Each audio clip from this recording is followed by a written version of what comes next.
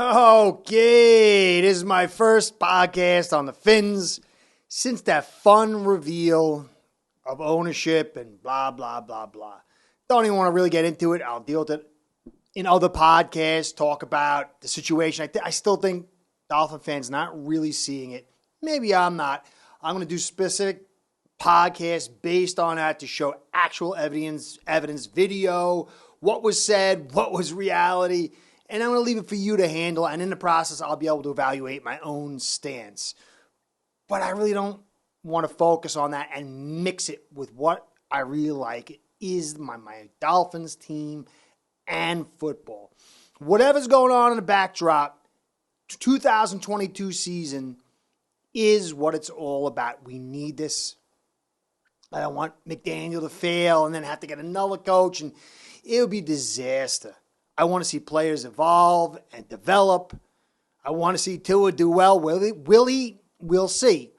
So I just want to be focused on the football side for football videos, and I'll deal with the other things later. But as far as football stuff goes, there's a bit of interesting news. I'm going to have to change a little bit what I do here to help be a better purveyor of information. And the tech guys said to me, hey, look, you could put like these chapter things. You click on it and you go to it. This way, guys, you could see what I'm doing and you don't have to listen to something you don't want to listen to. It'll allow you to go to what you want to hear, focus on that, and move on or go back or do whatever you got to do. I don't know anything about it. I'm just told to give them the segments and what time. But you guys will see that stuff and be able to access that, whatever it is. So today we'll be doing tidbits in camp first. Then O-line, there's a lot of stuff going on with the O-line. And then where are they now? There's a bunch of ex-Dolphins, and their careers are at different points within the NFL. Some of them are going to meet this season, some not. And I was surprised at how their careers are turning out, some of them. So I'm just going to cover that quickly. But we're getting close to that August 13th game against Tampa without Brady, it looks like. And that's really... I've been listening to all kinds of stuff, and it's so hard to really take anything from it because you don't know what the job is, the assignment is of the player, and then you don't know what they're looking for, and you can't see all the tape, so it's really a vague image. And when the preseason game comes, you're not going to be able to say, oh, we got a great offense and we got a great defense. And no, but you can watch players interact with other players in a competitive environment, and that can tell you the most realistic evaluation you can get at this point. So I'm really looking forward to that.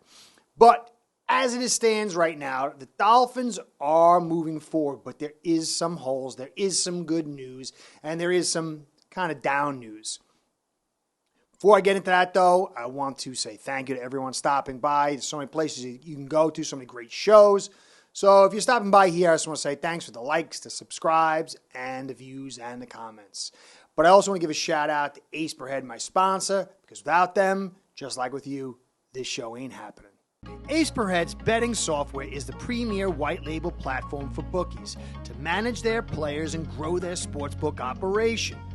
Click the link in the description below to get set up in minutes. Ask for the Curtis promo and get a special introductory discount. All right, so the tidbits are Braylon Sanders looks like he's pushing Preston Williams, who had the tweet about not getting chances and all this yada, yada, yada.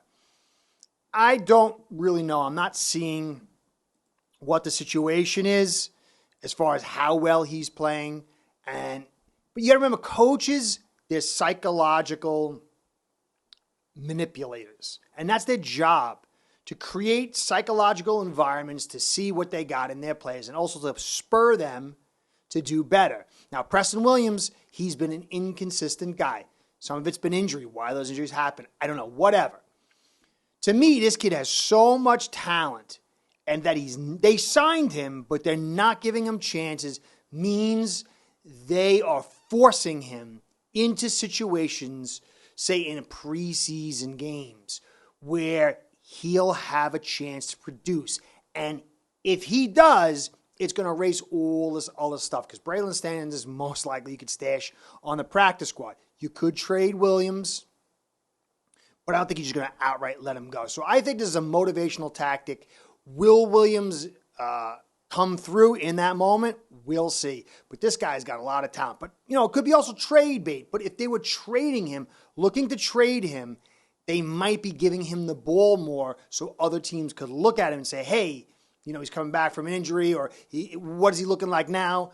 You'd get a little bit better trade value possibly if you're exposing him. But you could also do that during the preseason game as well. So that'll be very interesting.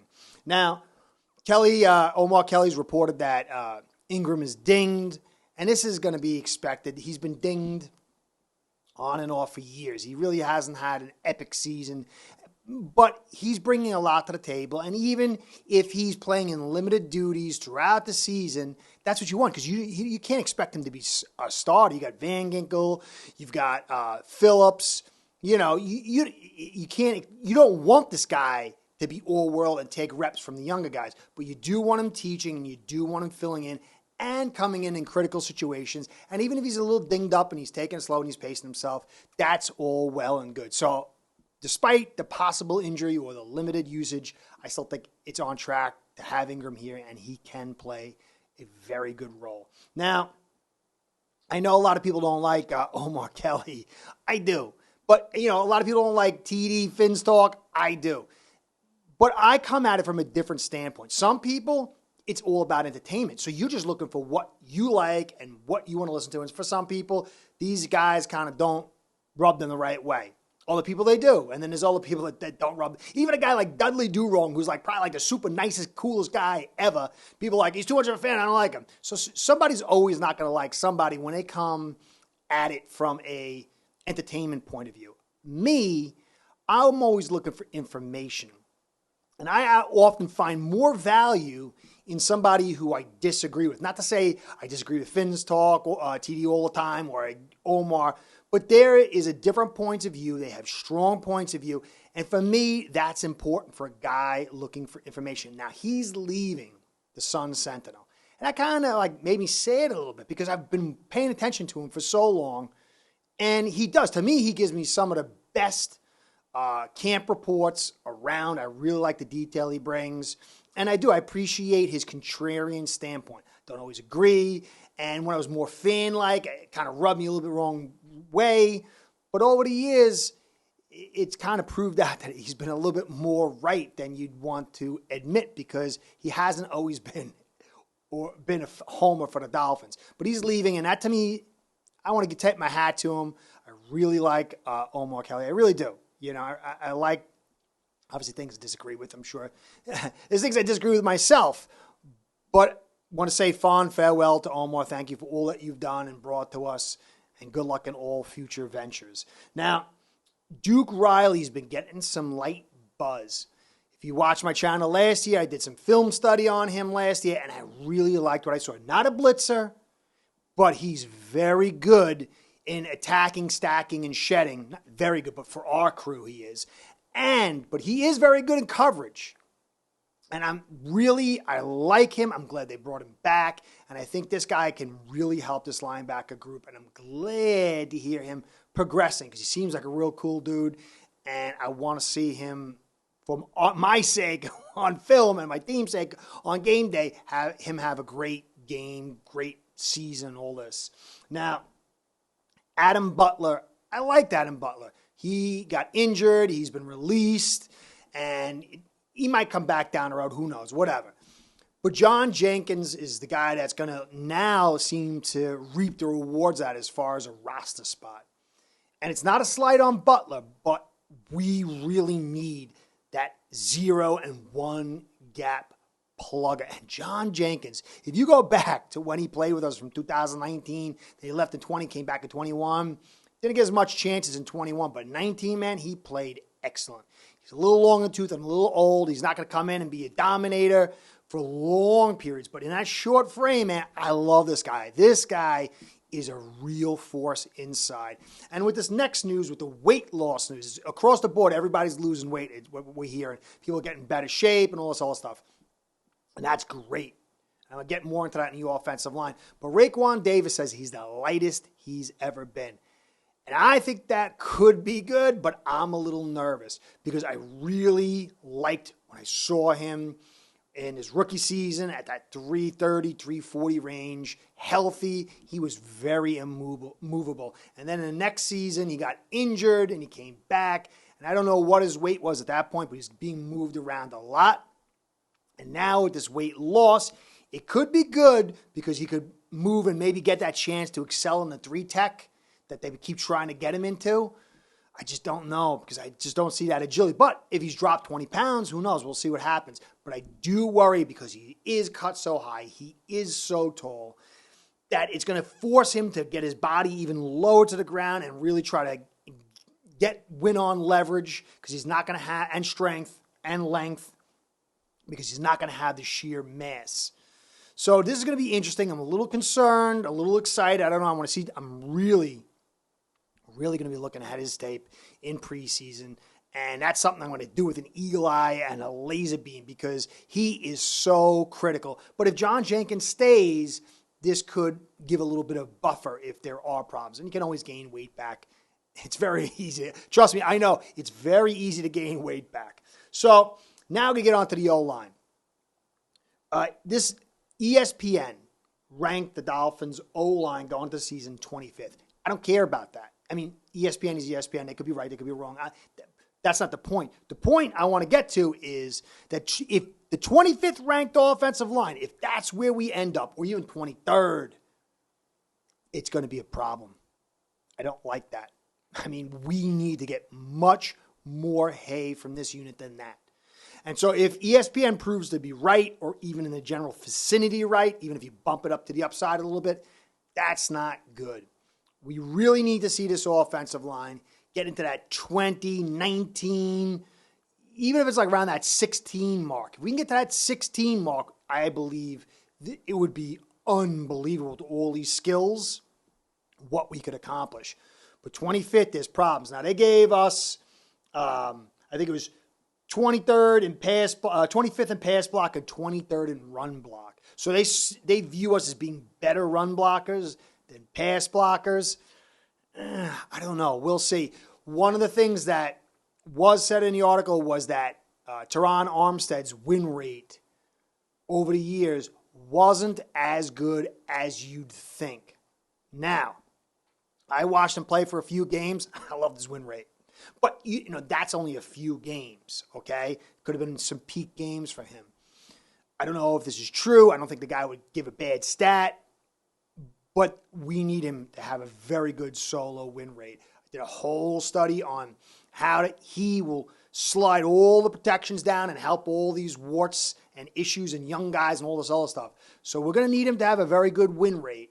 And I don't know what the stats based on all this other stuff. I'm just relaying the information. But when I watched him play, I liked what I saw. So he is practicing today, which is very good.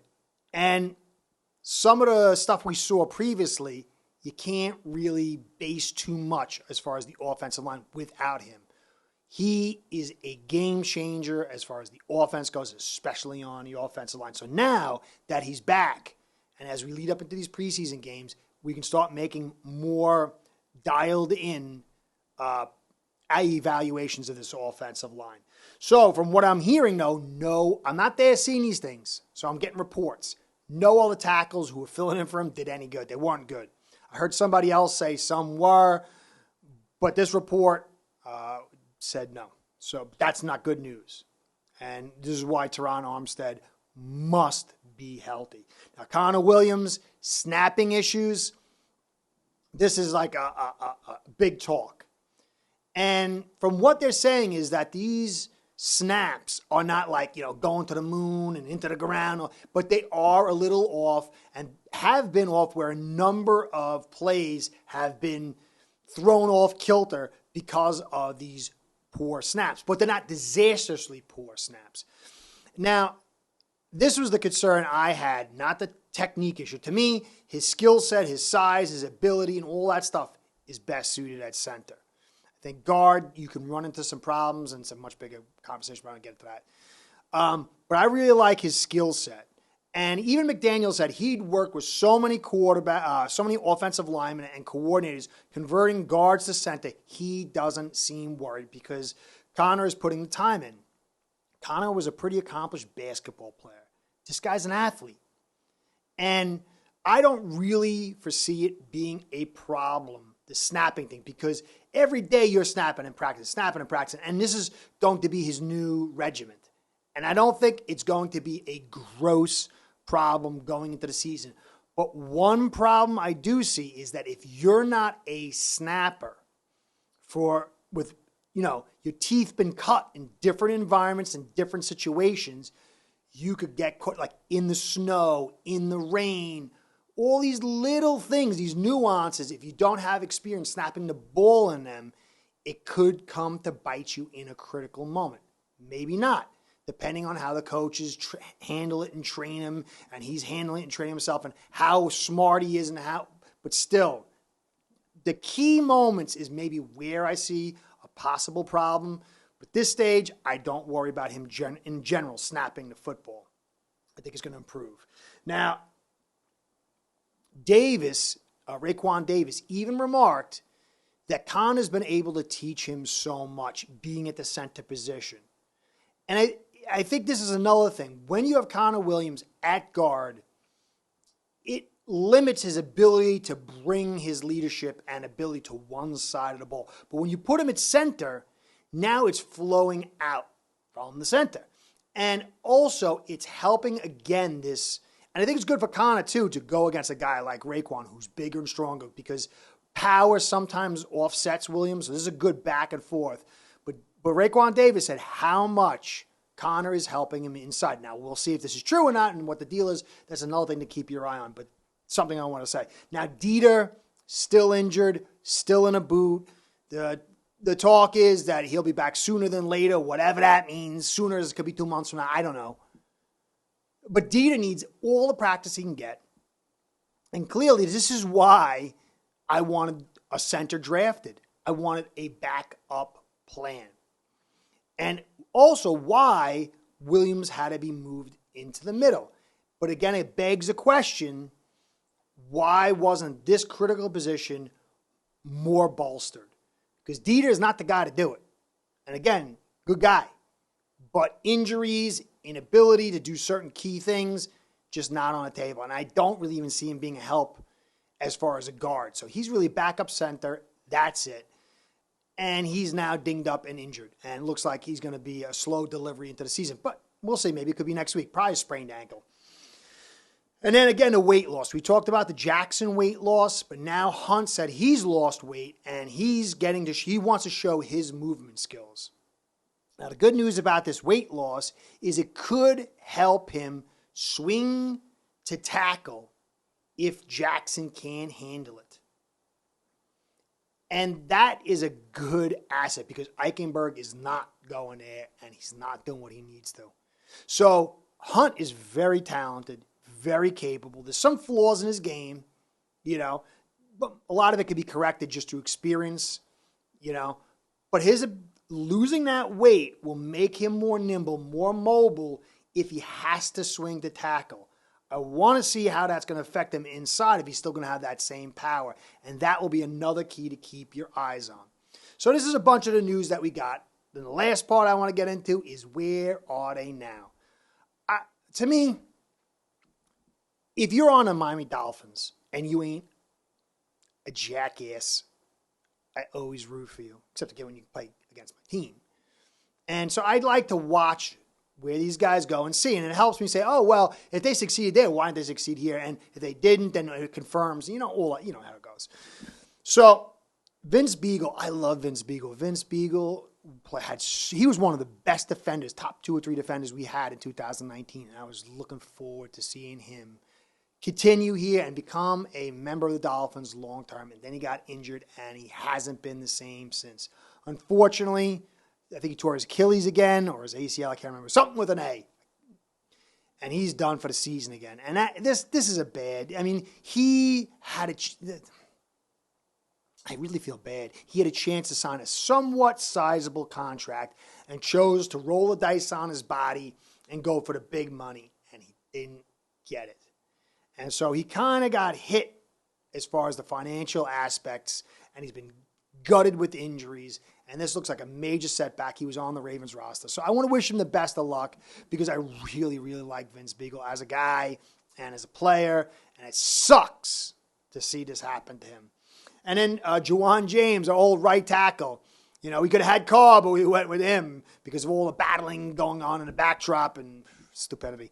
Anyway, he had his whole issue where he tore his ACL, I think it was, off the practice field, away from the facility, and then he got screwed, and then he took a 220 off because of the C word, and now he's with the Ravens, and they're bringing him in for Staley, who's been injured, the left tackle, and he's now moved from right tackle to left tackle, and it looks like he might be playing there for a little bit. I don't know if he's going to see us week 2, but maybe. So he's still in the league. He came back after a long 2-year or 3-year hiatus. I can't remember how long it was. Maybe it was 2020. I don't know, whatever. 2-year hiatus. So it's going to be interesting to see him. He'll be on the squad when we see him week 2. Will he start? I don't know. Good luck to him, though. Didn't really like the pick, but I like the guy, and he wasn't too bad for us. He was better than some of the guys we've seen recently. And then Devontae Parker. If you haven't been watching, he could make us regret it. Now, his play has always been good. Can he stay healthy? Can he not be nicked and limit this awesome talent this guy has? But he looks very sharp. And it bothers me because Tua was making hay with him. Fitzpatrick made hay with him. This guy has the ability to catch in a very wide and awkward radius.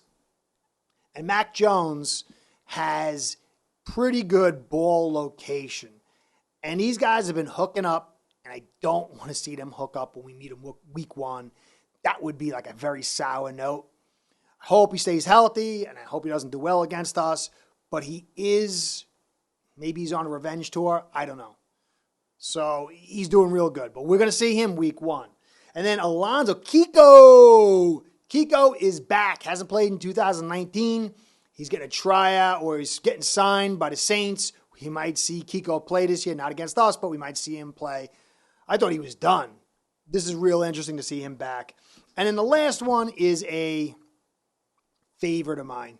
You know, I said Omar Kelly. But I was the first one from Phins News to point people in his direction. And you'll say, well, you don't know what you're talking about. Well, I've always said this guy's a guard. I said he's a swingman and he's a guard. Well, he's with the Vikings, and in early goings, he's taking the right guard spot. And he's got Chris Reed there, who's a pretty good guard. He was a 38th ranked guard, roughly, and he's beating him out. It'll be interesting to see if he can keep it and then how he performs. And if he starts, we'll see him too. But I like Jesse Davis. He was put in untenable positions, screwed, over a barrel with a whole line of guys, just beating this dude, putting him in tackle when he was injured, moving him left and right all over the joint. It wasn't really fair for him. The guy could have had a good career for us at guard position, but it wasn't to be. So he's now with the Vikings, and he's earning his spot. Will he keep it? Will we see him when he gets a spot? Should he get the spot? How well he will do? I don't know, but I hope he does well, except against us. Anyway, this is a bit of the news wrap up. Hope you enjoyed. Hopefully you stayed to the end. Catch you next time. This is Curtis saying, go Phins. Get ready for that game. Preseason, man. I'm salivating for it. See you next time. Start building your own online sportsbook today by getting signed up with aceperhead.com service that'll allow you to book action on sports from all around the world.